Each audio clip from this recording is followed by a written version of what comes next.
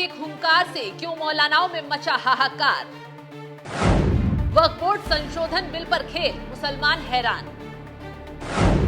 मोदी शाह के अगले कदम से विपक्ष की उड़ी नींद।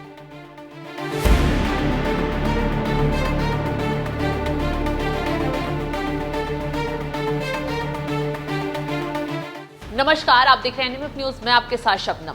वक्फ बोर्ड संशोधन बिल को लेकर मोदी सरकार एक्शन मोड में आ गई है। मोदी शाह ने ऐसा दांव चल दिया है, मुसलमानों के साथ साथ इस बिल पर बवाल कर रहे विपक्ष में भी कोहराम मच गया है, क्योंकि अमित शाह ने छूटते ही ऐलान कर दिया है कि जल्द ही संसद में वक्फ बोर्ड संशोधन बिल पेश किया जाएगा।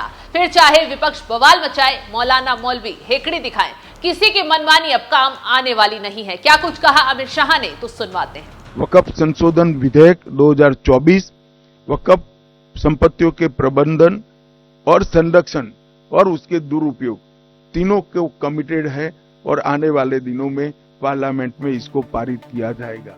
बता दें कि पीएम मोदी के तीसरे कार्यकाल के 100 दिनों के एजेंडे में वक्फ बोर्ड संशोधन बिल भी काफी अहम है, तो किसी भी हाल में इसे मोदी सरकार लागू करवा कर रहेगी। वैसे भी जेपीसी के पास ये बिल पहुंच गया है, जिससे जनता से वक्फ बोर्ड संशोधन बिल को लेकर सुझाव मांगे गए कि बिल में संशोधन सही है या नहीं।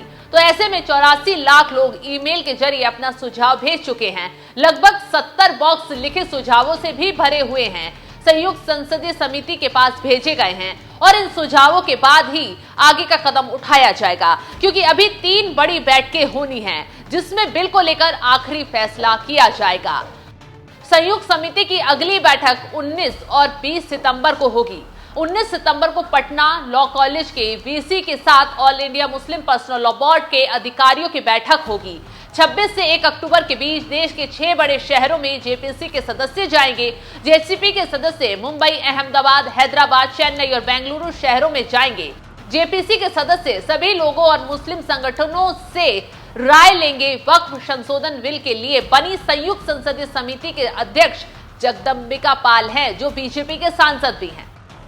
तो वक्फ बोर्ड पर जेपीसी की पहली बैठक से ही अलग विपक्षी दलों के कई सांसदों का कहना था कि बिल के मौजूदा प्रारूप में स्वतंत्रता, धार्मिक स्वतंत्रता और समानता के कानून का उल्लंघन होगा। इसके साथ ही साथ इस बात का विरोध भी किया जा रहा था कि वक्फ बोर्ड में बिल के जरिए वक्फ ट्रिब्यूशन में डीएम और अल्पसंख्यक समुदाय के बाहर के सदस्यों को शामिल किया जा रहा है, जिस पर ऐतराज तेजी से जताया गया। यही वजह है कि संसद में विपक्ष के शोर की वजह से, विरोध की वजह से ये बिल पास नहीं हुआ, जिसके बाद इसे जेपीसी के पास भेजा गया और आखिरी फैसला जेपीसी के मेंबर ही करेंगे। सारे जो सुझाव देखे जाएंगे, सबकी राय मशवरा किए लिया जाएगा। लेकिन जिस तरीके से अमित शाह ने प्रेस कॉन्फ्रेंस में ऐलान किया है कि जल्द ही संसद में वक्फ संशोधन बिल पेश किया जाएगा, उससे कहीं ना कहीं बिल पर मोदी सरकार के पक्ष में फैसला जाता दिखाई दे रहा है। तो चलिए ये भी बताते हैं कि वक्फ संशोधन बिल में क्या बदलाव होंगे।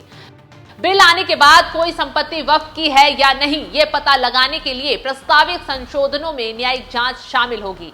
संपत्ति के मूल्यांकन के लिए जिला कलेक्टरों के पास रजिस्ट्रेशन कराना जरूरी प्रावधान होगा। हर वक्फ बोर्ड के सदस्यों में 2 महिलाओं को शामिल करना जरूरी किया जाएगा।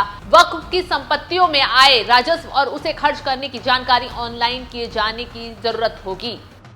तो वक्फ बोर्ड संशोधन बिल से गरीब मुसलमानों, महिलाओं, शोषितों को भी फायदा होगा। लेकिन विपक्ष माहौल बनाते हुए अफवाह फैला रहा है कि अगर ये बिल आ जाता है तो वक्फ का खात्मा हो जाएगा, मुसलमानों के हक छीन लिए जाएंगे। तमाम तरीके के नैरेटिव सेट किए जा रहे हैं, लेकिन ऐसा बिल्कुल नहीं है। मोदी सरकार ये बात साफ कह चुकी है। तो चलिए अब जाते जाते संसद में जब ये बिल पेश हुआ था तो किरण रिजिजू ने बिल की खासियत बताते हुए क्या कुछ कहा था, आपको सुनवाते हैं। मैं पूरे जिम्मेदारी के साथ आपके माध्यम से सदन को बताना चाहता हूं, इस बिल में जो भी प्रावधान है, आर्टिकल 25 से लेकर के 30 तक किसी रिलीजियस बॉडी का जो फ्रीडम है उसमें कोई हस्तक्षेप नहीं किया जा रहा है, ना ही संविधान का किसी भी अनुच्छेद का इसमें उल्लंघन किया गया है।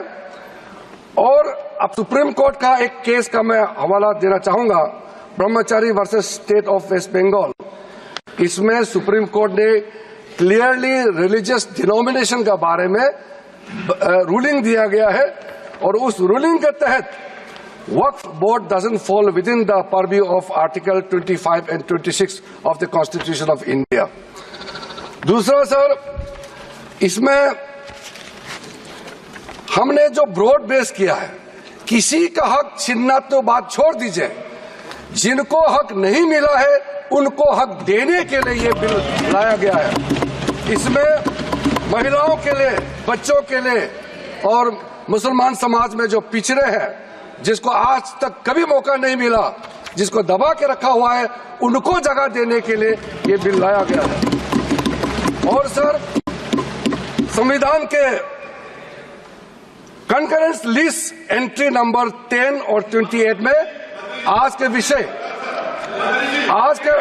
के जो विषय हम लोग चर्चा कर रहे हैं, वो एंट्री 10 और एंट्री 28 में ये कंकरेंस लिस्ट में है। इसलिए ये पूरा लेजिस्लेटिव कॉम्पिटेंस इस सदन के पास है, भारत सरकार के पास है, इस सदन में ये बिल पेश करने का।